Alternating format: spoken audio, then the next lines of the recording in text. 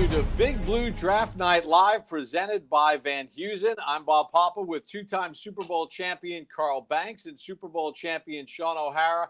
With the fourth overall pick, the Giants select Andrew Thomas out of the University of Georgia as they bolster their offensive line. We're going to give you instant analysis not only tonight, but tomorrow night when the Giants make their picks in the second and third round. Carl Banks, I'll start with you. The Giants were in a situation here where the first three picks went off the board as expected.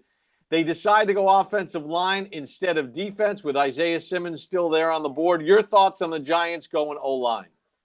Well, I think it was a prudent thing to do because the most valuable asset of this franchise is their quarterback, and there's no disputing this is not a transition quarterback. He is the quarterback of the future. Shaun O'Hara, obviously you won a Super Bowl with the 2007 Giants and a three-time Pro Bowler in your own right. Give us a little breakdown of Andrew Thomas. A lot of people thought that Jedrick Wills out of Alabama, especially with Joe Judge's familiarity with that program. Tristan Wirfs out of Iowa was another name that was mentioned. But the Giants go in this direction. What are they getting in Andrew Thomas? Yeah, Bob, Carl, some really good tackles in this draft. But Andrew Thomas was by far the best left tackle in this draft class. And look, I'm beaming with pride over here at the fact that Dave Gettleman and Joe Judge and the Giants have invested in the offensive line. I'm ready to go outside in the backyard and start hitting something.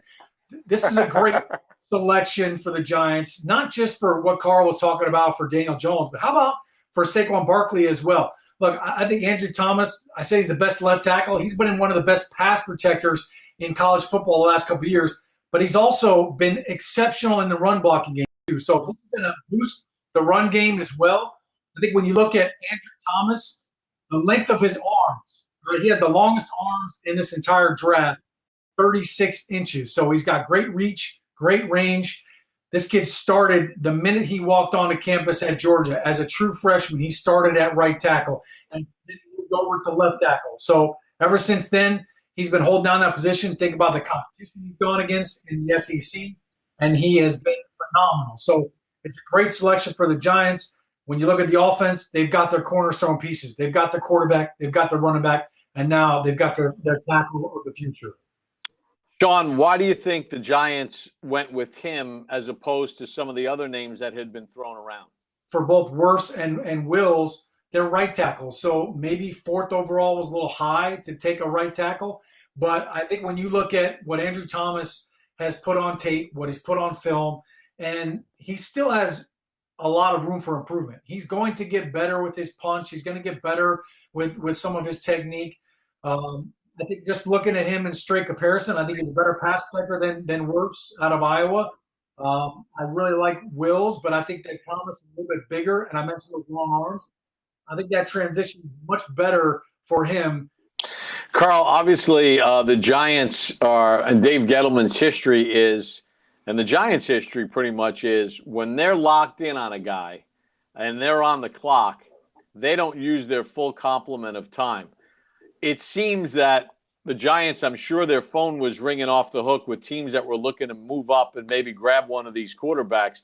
But evidently they didn't feel that there was an offer there worth making a move because they didn't want to lose this player. There was a lot of talk that the Miami Dolphins were going to trade up in front of the Giants with the Detroit Lions to take Thomas. So the Giants kind of got a break in that regard, and maybe they felt if they moved back, they weren't going to get the guy that they viewed as the best tackle. Well, Bob, it's important that you don't get too cute in this. Obviously, there are teams that need quarterbacks, but obviously they didn't need them bad enough to make the Giants an offer they couldn't refuse. And the Giants couldn't get cute. This was a guy, like Shaun said, he's a born left tackle. The thing I love about him over the other guys is that he's a multiple sport guy. He grew up playing basketball, grew up playing baseball. That means he's got the athleticism to play on the left side. And like you said, when you have the athleticism, and Shaun can tell you, you can teach the technique. But if you don't have the athleticism, you can struggle when you get against more skilled positions. It was obvious, that the Giants needed a tackle. All right, with not signing Mike Remmers back, obviously a huge void at right tackle right now. So, look, you could have taken Wirfs, you could have taken Wills, and they're going to be a great right tackle. That's what they've done. The unknown with Wirfs and with Wills was, can they play left tackle? I don't know. So a year from now, 2 years from now, if you want to transition either one of those guys over to left tackle, we don't know. You don't have the film work. You don't have it. With Andrew Thomas, there is no unknown. He has played left tackle in the SEC. He was the best blocker in the SEC the last couple of years. Last year, he was the offensive lineman of the year in the SEC. And you look at the competition he's gone up against, the big games. 3 years in a row, they've won their divisional title. He's been in every single bowl game every year on New Year's Day. So he's played the elite. He's on film as having done it. So there is no question mark from that standpoint.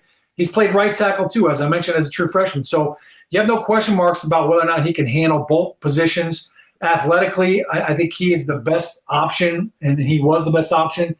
I also think, look, when you look at the relationship, Joe Judge was in New England. They drafted Isaiah Wynn in the first round a couple of years ago to be the left tackle of the future, which is part of the reason why they moved on from Nate Solder. So when you look at all of those things, an offensive lineman coming out of Georgia, he is pro ready. All right, he's got great technique. He's very coachable. It's a great fit, and how perfect for the New York Giants. Is the best player on the board, and it's also a great position of need for them. Carl, obviously this isn't just a one-round draft. There's second-round picks, third-round picks still to come, and obviously deeper into the draft. The Giants are going to have to address some other needs. What are some of the other areas that fans could look forward to the Giants trying to attack and get accomplished to make this roster better? Because there's a lot of Giants fans right now that can't believe that the Giants passed on Isaiah Simmons because they don't really have any impact players on the defensive side of the ball. Well, you don't necessarily need an Isaiah Simmons to have an impact on defense. You just need to generate the right personnel to get a pass rush on every passing down. You want to have good interior. So I would say they're probably going to still look at linebacker. They're going to look at edge guys. They're going to look at a center, and they may look at a safety. There are a lot, like you said, there are more rounds. The Giants have 10 picks, and the next two are pretty good positions for them to be in, where they're going to be some talented players at center, at linebacker, and at edge rush. Shaun, what about the receiver position? Because, look, Darius Slay came on last year and, really developed into a nice deep threat, 50-50 ball guy. Then you have Golden Tate, Sterling Shepard. They're kind of similar. Is that something in this draft that the Giants are going to want to try to accomplish as far as this receiver draft, which is arguably, according to the experts, one of the deepest receiving classes that we've seen in decades? Yeah, I mean, this is obviously the perfect draft if you need a receiver or a tackle. And so for the Giants, look, there was definitely some opportunity for them to trade back, possibly get another first-round pick and get a receiver and a tackle in this first round. But I think when you look at a lot of these receivers, guys like Jerry Jeudy and Henry Ruggs, CeeDee Lamb, those guys are unbelievable playmakers. Now, some of them are slot receivers, some of them are outside receivers. So I think for the Giants, I absolutely would not be shocked if they go out and try to find somebody. You mentioned Golden Tate. Look, he's a veteran receiver. He can play outside in the slot, but he's not a big, tall guy. Darius Slayton's not a big, tall guy, but he's very fast. Sterling Shepard loves to be in the slot, and he's been a nightmare when he's healthy. But I think if you're the Giants, you also have to look at the concussion aspect for Sterling Shepard. So if that becomes to be an issue going forward, they're going to need to add some more talent to that. So I definitely expect the Giants to explore the opportunity of getting one of these wide receivers in these first couple of rounds. But Carl also mentioned the fact that they could be looking at a center. Now, I don't think there was any centers worthy of a first-round grade. Second round could be a little bit high for some of these guys.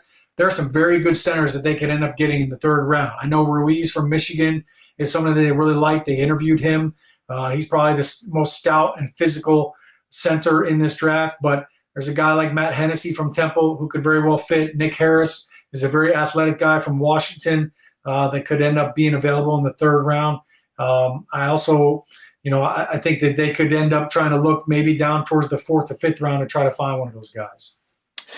Carl, obviously the Giants have Nate Solder still under contract as the left tackle. And Nate said at the end of last season, he said, when I signed with the Giants, I signed to play for the New York Giants. I didn't sign specifically to play left tackle. And if I'm not playing left tackle, I'm disgruntled. I'm here to help the team, which kind of speaks to the person that he is.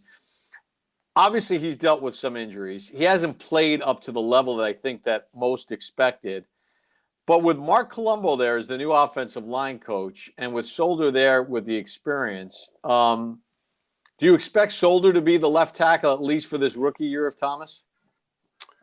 Well, I don't know if he'll be the left tackle, but I think he will assist in developing the left tackle. Thomas is a guy who's played left tackle, so he's not going to a side that he doesn't know, but he's going to have to adjust. He's going to have to adjust to the speed of the NFL game. Who better to help him doing that is a guy that's done it most of his career in Nate Solder and Mark Colombo, his coach. So they may have Solder as the right tackle day one, and they just have to get this guy, this kid Thomas, on a crash course of NFL 101. Shaun, as someone that played multiple positions along the offensive line, what do you think is the game plan that they'll have for Thomas moving forward here, at least in year one? Well, I think the coach speak at this position and this point in time right now is, look, we're going to play the best five. And I'd be shocked if Andrew Thomas isn't one of those guys. I think Nate Solder still has a lot of good football left in him. I've said this before. You look at Nate Solder and what he has done. He has won Super Bowls up in New England. All right. Granted, it was Tom Brady, and he's going to get a lot of credit, and it was the Patriot way. But Nate Solder has played this game at an extremely high level. He's a Pro Bowl left tackle. I will say this. All right, and this is not making excuses for anybody. I've played with a rookie quarterback before. All right, things look different when you're playing left tackle and you've got a rookie quarterback. Defenses are more aggressive. You see more blitzes. You don't get checks at the line of scrimmage like you do with a veteran quarterback. Everything is different. So I think when you look at Daniel Jones in year two, when you look at this new offense under Jason Garrett, when you look at Mark Colombo, as you mentioned, this is going to be a totally different offensive philosophy. So I think it will be much more tailored towards Nate Solder. I think we'll see a better version of Nate Solder. You mentioned that he was banged up last year a little bit. Keep in mind, his first year with the Giants, he played next to Will Hernandez, who was a rookie. So there's been a lot of young players and a lot of youth around him. And I think that is absolutely an effect. Look, an offensive line, you're only as good as the person next to you. So I think this offensive line got better with this draft pick. I certainly expect Andrew Thomas to be the right tackle and Nate Solder to be the left tackle. They signed Cameron Fleming in case he needs to be the guy to start week one. If Andrew Thomas is, for whatever reason, not ready, maybe it's because of this virtual offseason. Maybe it's because training camp gets shortened. I don't know. But they have that in their back pocket as a luxury if they need it. Carl, as you look at Andrew Thomas, who the Giants selected with the 4th overall pick in this draft, to play tackle for this team. Give me a look now from the defensive player's standpoint. As you look at his game, what are ways do you think that defenses will try to attack him, and what are some of the things that he's going to have to improve upon in order to not get attacked in that way? Well, I think the number one thing that plagues rookies, either inside or outside offensive linemen, is movement. You see in Will Hernandez's first game, they gave him so many twists he was dizzy. So they're going to give him a lot of in-tackle twists. He's going to have to be able to secure the inside moves by some of these guys. The speed, I don't think he's going to have to worry about. He's seen that a lot, but it's all the movement. It's the two-man games, the twists that he's going to have to really study up on and make sure he has good balance. And I think his athleticism will allow him to recover if he can get himself in position. Shaun, obviously, you take a look at what he did at Georgia. How much of what he did at Georgia will translate, in your opinion, to make him even more pro ready? Or maybe the learning curve is bigger. Your thoughts on that? I think there's definitely something to be said for players that have played in big games and you're on that national championship stage and you're dealing with all kinds of elements. You're dealing with the distractions that come with all of that. Preparing for a bowl game is a lot like preparing for a postseason game, a playoff game, a Super Bowl game. So I think mentally that absolutely sharpens you and gets you ready for some of the things you're going to be seeing in the NFL and really the speed of the game. So I think that definitely played a factor in this. When you look at what he has gone up against week in and week out, and he didn't have a bad game. You didn't see him, get taken advantage of or shrink under the spotlight. I think when you look at the offense too, and you look at the fact that, look, he had a pocket quarterback in Jake Fromm. Right, this was not, Tua Tagovailoa running around. This was not even Joe Burrow scrambling around and buying time with his legs. Fromm was a pocket quarterback. So when you look at this, the statistics, the lack of hurries that he allowed, I think he allowed 1 sack in this entire senior year.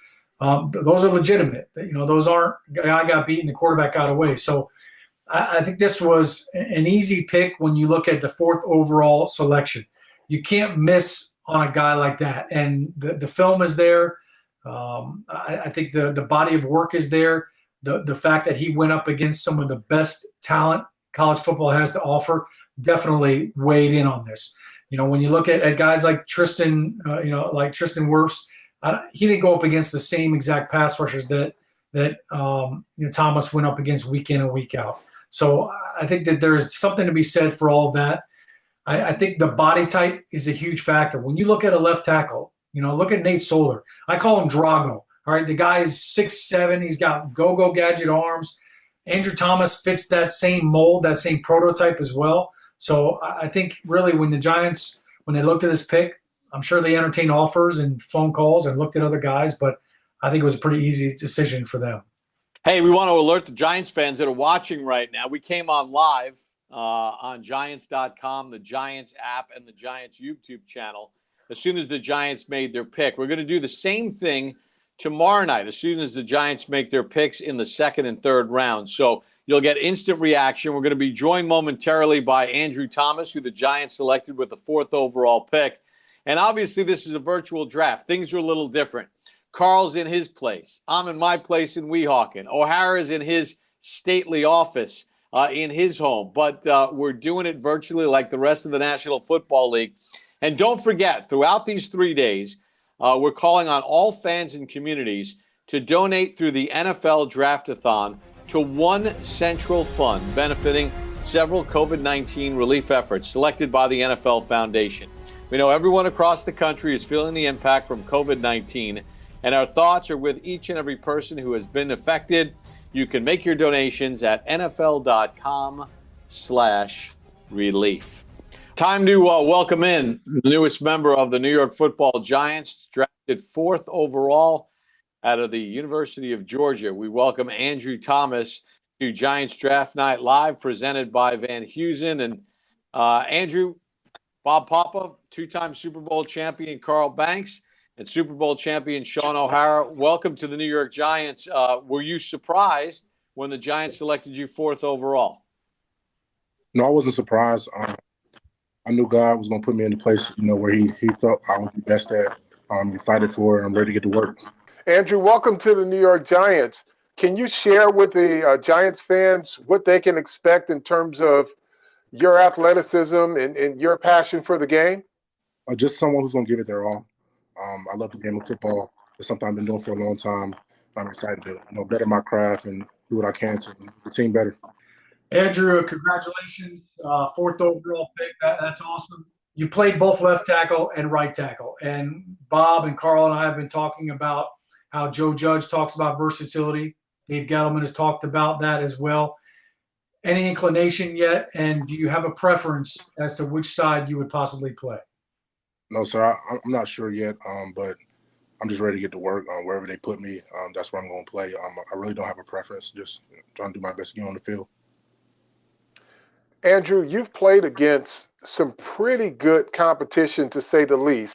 The level of competition at the left tackle in the SEC, is that something that really helped you prepare to have this moment? Definitely. I think the SEC is the best conference in college football. Week in and week out, you're going against each team's best rusher. They're very talented, and you have to be on your game. Obviously, it's not the NFL, but I think it's a good stepping stone moving up to the next level. Where have you been training? Where have you been working out? What have you been able to do? And what have you not been able to do? At Dash Performance, it's a small gym in Gwinnett County. I have a relationship with the owner. It's shut down to the public, but he lets me and my personal trainer come in. We, make sure we're wiping down the weights, trying to practice social distancing, but still, trying to stay in shape. Obviously, the New York Giants, Nate Solder has been the left tackle.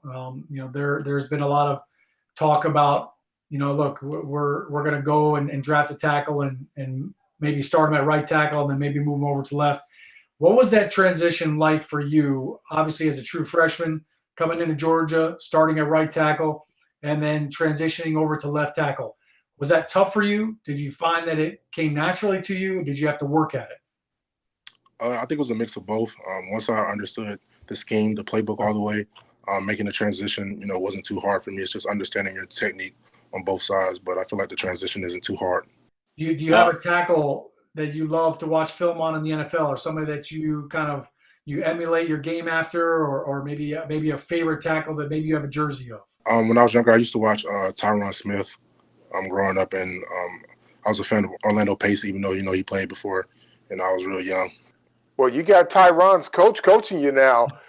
Can you talk a little bit about that, the fact that you were a basketball player in high school, and did that help you in terms of your athleticism at the tackle position?